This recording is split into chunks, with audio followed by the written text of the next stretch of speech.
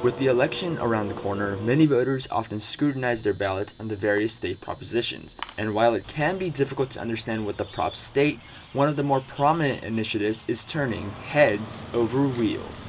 Here's what you need to know about California's Prop 22.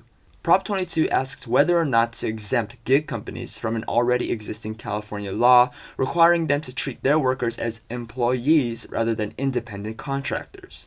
California Assembly Bill 5, passed in September 2019, gave gig workers benefits such as a guaranteed minimum wage and overtime pay. But corporations such as Uber and Lyft have refused to comply and have threatened to stop services, bringing us to Prop 22.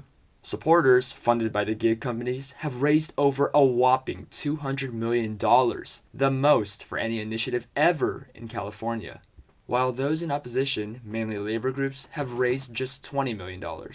A yes vote is being endorsed by the GOP and gig corporations, while a no vote is endorsed by the Democratic presidential ticket and labor unions. Voters shared their thoughts on Prop 22. I also understand there's big companies out there that are trying to maybe game the system a little bit with independent contractors.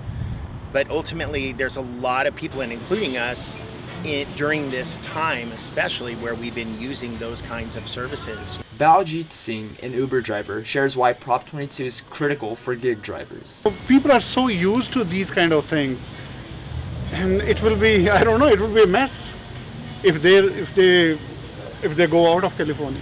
Vote yes if gig drivers deserve flexibility as independent contractors. Vote no if workers should be labeled as employees and adhere to AB 5. Reporting for OC News, this is Tristan Naglunog.